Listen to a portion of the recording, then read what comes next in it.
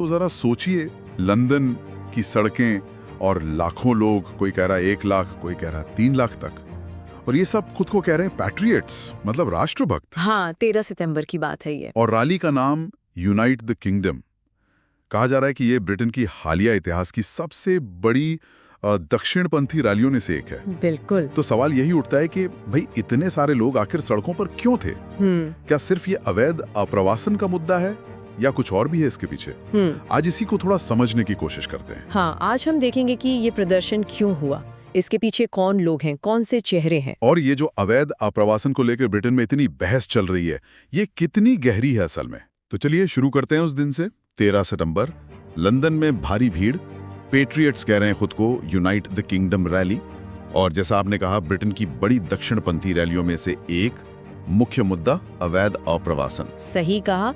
और खासकर वो लोग जो छोटी नावों में खतरनाक तरीके से इंग्लिश चैनल पार करके ब्रिटेन आ रहे हैं। हाँ, ये आंकड़ा तो काफी बड़ा बताया जा रहा है। बहुत बड़ा। स्रोत बता रहे हैं कि सिर्फ इसी साल में ही 28,000 से ज्यादा लोग इस तरह से आए हैं। 28,000? हाँ, और ये पिछले सालों के मुकाबले बहुत ज्यादा है। तो यही बात प्रदर्शनकारियों के गुस्से की एक बड़ी वजह है। और इन लोगों को डर किस बात का है? मतलब स्रोत क्या बताते हैं? वो कह रहे हैं कि उनकी जान को खतरा है, उनका कल्चर खतरे में है। हाँ, जान को खतरा, कल्चर को खतरा। और वो सीधा कह रहे हैं, भाई जो अवैध प्रवासी हैं उनको देश से निकालो। सीधी मांग है उनकी, एक तरह का अल्टीमेटम ही लगता है ये। बिल्कुल।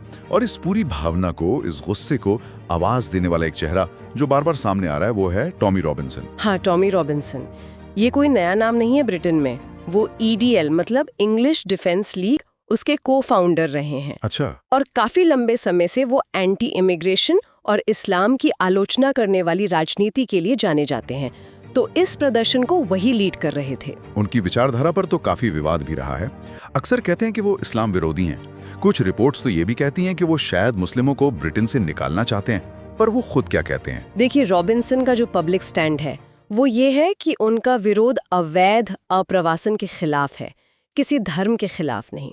वो कहते हैं कि वो ब्रिटिश कल्चर और मूल्यों की रक्षा करना चाहते हैं, लेकिन उनके जो पुराने बयान हैं, उनकी जो गतिविधियां रही हैं, उनको देखकर आलोचक सवाल उठाते हैं। हाँ, कि क्या ये सिर्फ अवैधता का मामला है या इसमें कुछ और भी है? बिल्कुल। क्या इसमें धार्मिक या नस्लीय पहलू भी गहरे जुड़े हुए हैं? ये एक बड़ा सवाल है। और इस बार तो मामला इंटरनेशनल भी हो गया। टेस्ला वाले इलॉन मस्क, वो अमेरिका से जुड़ गए वीडियो कॉन्फ्रेंसिंग पर और कहा कि या तो लड़ो या मरो। ये तो काफी मतलब चौंकाने वाला बयान था। हाँ, ये दिखाता है कि कैसे आजकल लोकल मुद्दे भी एकदम से ग्लोबल बन जाते हैं। और इलॉन मस्क जैसी हस्ती का ऐसे जुड़ना उन्हें सिर्फ इसको इंटरनेशनल हेडलाइन देता है। हाँ, बिल्कुल। बल्कि ये भी दिखाता है कि कैसे ये जो दक्षिणपंथी राष्ट्रवादी विचारधाराएं हैं, वो अब सीमाओं के पार भी, खासकर सोशल मीडिया से जुड़ रही हैं। मस्क का ये बयान तो एक तरह से आग में घी डालने जैसा था। प्रदर्शनकारियों को एक बाहरी वैलिडिटी मिल गई जैसे। हाँ, ये ग्लोबल कनेक्शन वाकई देखने लायक है।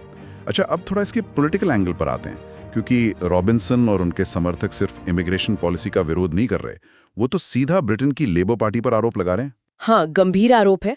उनका मुख्य आरोप ये है कि लेबर पार्टी जानबूझकर और गैर कानूनी तरीके से मुस्लिम शरणार्थियों और प्रवासियों को ब्रिटेन में बसा रही है। क्यों? उनका क्या मकसद है इसके पीछे? मकसद वोट बैंक, ताकि उन्हें एक वोट बैंक की तरह इस्तेमाल किया जा सके। मतलब एक ऐसा ग्रुप जिसके वोट कुछ खास वादों या पहचान की राजनीति से मिल जाए। अच्छा। प्रदर्शनकारियों का तो दावा ये है कि ब्रिटेन में जो अभी लेबर पार्टी की सरकार है, वो इन्हीं कथित मुस्लिम वोटों के दम पर आई है। ये बहुत बड़ा आरोप है। और इसीलिए वो प्रधानमंत्री कीर स्टारमर से इस्तीफा मांग रहे हैं। लाखों लोग अगर प्रधानमंत्री से इस्तीफा मांगे, यह अपने आप में बहुत बड़ी राजनीतिक घटना है। बड़ी घटना है, बिल्कुल। और इसी माहौल में प्रधानमंत्री स्टारमर का एक फैसला वो जैसे आग में घी डालने वाला साबित हुआ। कौन सा फैसला? उन्होंने ब्रिटिश इतिहास में पहली बार एक पाकिस्तानी मूल की मुस्लिम महिला शबाना महमूद, उनको देश का गृह मंत्री मतलब होम सेक्रेटरी बना दिया। ओह, और ये पद तो बहुत अहम होता है। इंटरनल सिक्योरिटी, इमिग्रेशन सब इसी में आता है। हाँ, बिल्कुल।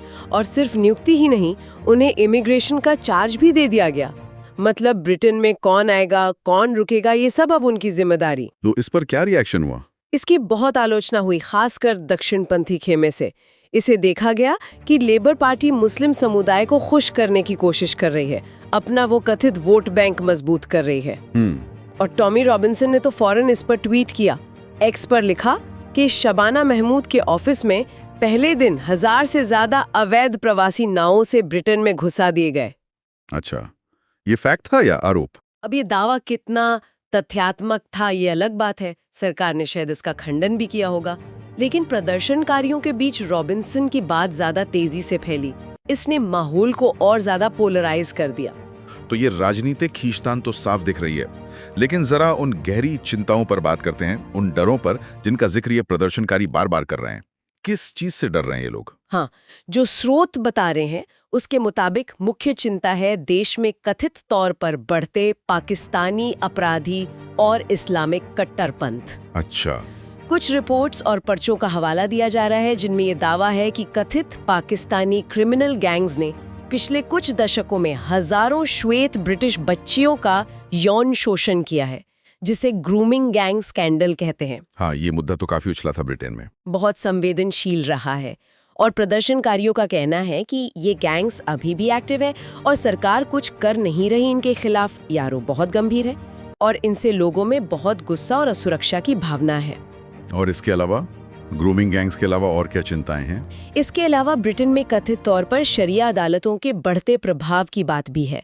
अब ये समझना जरूरी है कि ये ब्रिटेन के फॉर्मल लीगल सिस्टम का हिस्सा नहीं है। हाँ, ये तो अनौपचारिक होती हैं शायद। हाँ, कुछ मुस्लिम समुदाय अपने निजी या पारिवारिक मामले जैसे तलाक या विरासत सुलझाने के लिए अनौपचारिक रूप से इनका इस्तेमाल करते हैं, लेकिन प्रदर्शनकारी इसे ब्रिटिश कानूनों के पैरेलल एक सिस्टम बनाने की कोशिश की तरह देखते हैं, जो उनकी नज़र में गलत है। अच्छा।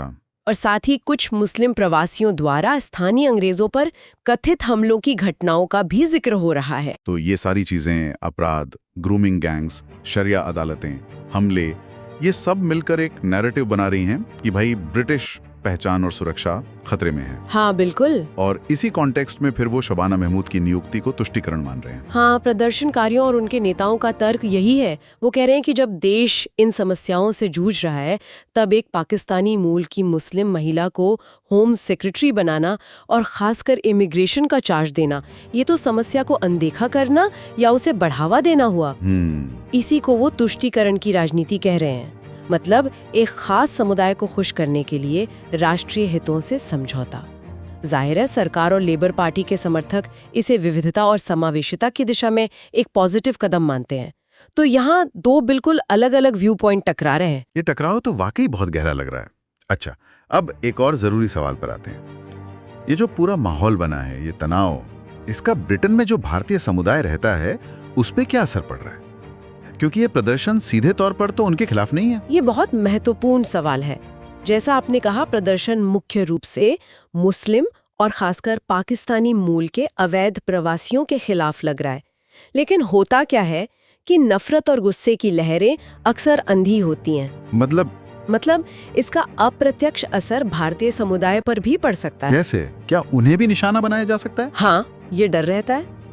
कई बार गुस्से में या अज्ञानता में प्रदर्शनकारी या कुछ असामाजिक तत्व वो दक्षिण एशियाई दिखने वाले किसी भी व्यक्ति को निशाना बना सकते हैं। अच्छा।